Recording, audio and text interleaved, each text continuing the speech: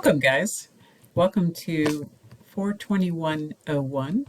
This is going to be a short introductory video just to give you a few basics. I will assume that most of you are familiar with Brightspace, but just in case you're not, a couple of minor things to keep an eye on. When you first log in, the course home is going to look a little like this.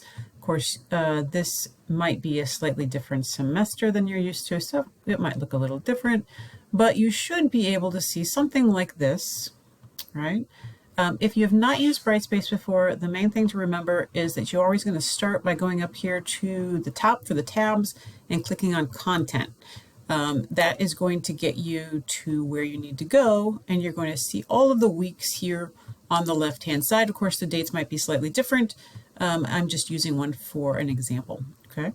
So make sure that you find this side, find the weeks that are relevant to you, and we'll, of course, start with week 1, whatever date that will be relevant for your semester.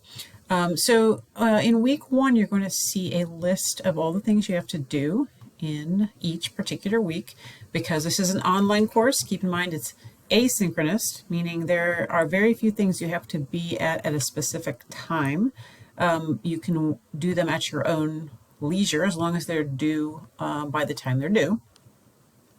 So do keep that in mind. There is kind of a rhythm to how the weeks will work, and there's also a rhythm to how the semester works, and you cannot get behind in this particular class, particularly because it's online. And so we have a lot of different types of students who are in this particular class. We have many of you who are concurrently taking senior design, which means that you are in another class that is creating something. It might be a widget, it might be an item, it might be a software, it might be a thing that you're creating. And in that class, you are creating something. In this class, you are creating a white paper to go along with it. Not all of you are in that case. So we also have some of you who are intending to take senior design in the future, or have already taken senior design in the past. Or there's some of you, of course, who don't intend to ever take senior design. We have some history majors, business majors, English majors who are taking this course because they want to learn how to write white papers, professional writing stuff, and don't necessarily ever intend or have to take senior design. So we have all of you sort of compiled in the same class. Of course, if you're in the engineering versions, there's a lot of different types of engineering too. So we have electrical engineers and mechanical engineers and information, so we have all kinds of different stuff. You are not going to be all looking at this information the same way. So this class is intended to do several things. One, if you are taking the senior design concurrently, it's intended to give a different look for your information, right? So first thing that you have to do on your priority list, and you're going to start seeing this in week 1 and week 2, is to determine what the topic is you're doing for this class, because we will spend the entire semester doing a white paper, creating a white paper. All of the things that you do in all of these weeks are intended to get you to that particular point. Now, some of you taking senior design will already be creating a white paper in a different class, right? So you'll be creating an item, and you're creating the white paper based on that item. I created this thing, and so on. This is a different animal, right? So the white paper that you're creating in this class, all of you, are going to be targeted at a totally different audience. This audience is more of a non-expert audience. Now, let me really rephrase that. They are experts. They're just experts in different fields. So if you are an engineer and you create a thing, then there has to be another expert out there who has to understand what it is that you created and sell it, or tell people about it, or approve it, or fund it. These are the people that you have to be able to talk to in order to be successful.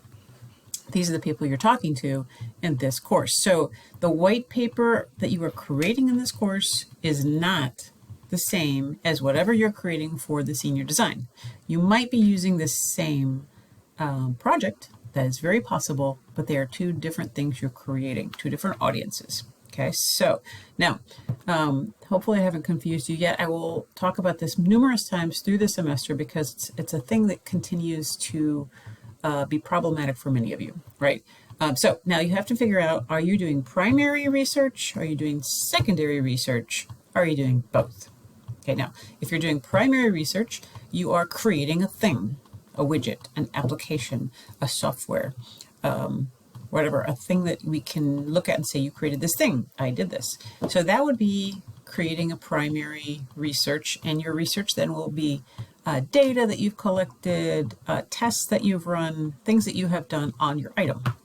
If you are doing secondary research, that means that you are not creating something somewhere else, but you are going to take an idea that's in the technical realm, maybe artificial intelligence, or something else that's connected to the technical realm, and you're going to research it. So that means you have to go into the world of sources, in the library, in the databases, in the world, people around you, and you have to find your information there. Okay, so because you're not creating your information, you're researching other people that have created the information. So secondary. Some of you are going to do both. So you might create something, but then you might also want to interview people who have already created something and include that information. So it would be a combination of primary and secondary style resources. Okay, so this is going to be a thing that you'll be figuring out. If you don't get it quite yet, don't worry, we'll get you there. Okay, but that's kind of what we're trying to figure out for this particular course. And that is the focus of week 1. We'll be introducing yourself, figuring out who you are, figuring out if you're in a group in another class. You might be, you may not be. And then figuring out how this class works. Okay, you'll have a couple of different videos to watch. You'll have a quiz to do. And that will be something that will get you through the week. Hopefully by the end of week 1, you'll understand where you're going. Okay, there's a lot of stuff going on. I highly encourage all of you, because this is a course that's online, that you create a calendar for yourself in which you schedule this course and the information you and work you have to do each week in your calendar. So every Monday, Wednesday, Friday, I'm going to spend 2 hours doing the reading, doing the research, doing this stuff.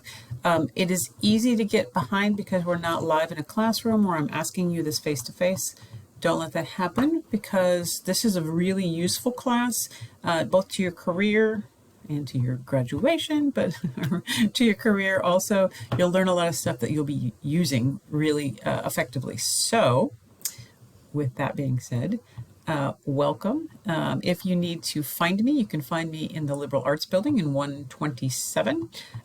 You'll find here that a couple of things you have to do in the next couple weeks will be either to meet with me live or to have a phone conversation with me. You'll find all the information about how to schedule that. Most of you, like, 99.9% of you will schedule a phone conversation with me, and that is totally fine. But definitely read through and prepare ahead so that you're ready for this class. And I'm really excited about the research projects and topics that you choose, because I always love them. So, ciao, have a great semester.